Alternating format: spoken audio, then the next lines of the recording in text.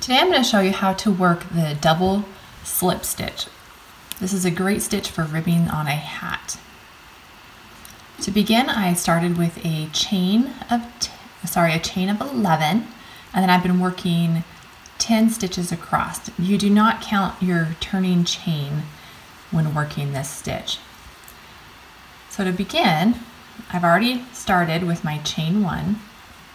I'm going to turn my row, and you can see the tops of the stitch here. This is your front loop, and this is your back loop. We're going to work into the back loop only.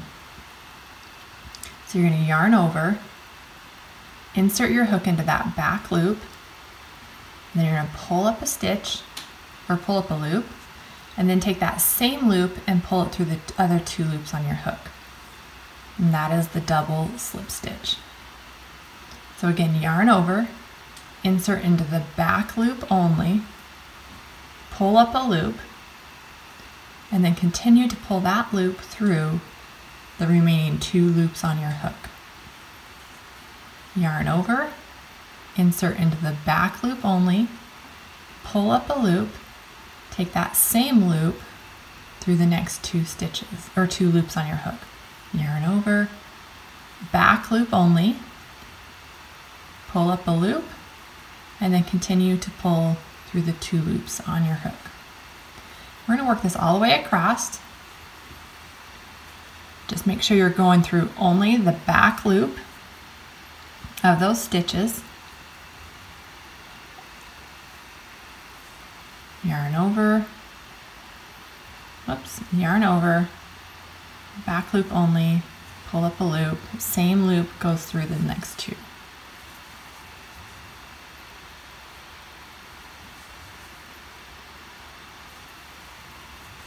Make sure you get all the stitches. Sometimes that last one's a little bit hidden. Grab that back loop, go all the way across. Okay, and you've completed the full row. Again, whoops, chain 1, turn, and then continue to go through just the back loops only. So yarn over, insert your hook into that back loop, pull up a loop, pull through both remaining loops on your hook. That is the double slip stitch. And this, again, it works up much quicker than just the traditional slip stitch and gives a beautiful textured ribbing look, which is great for hats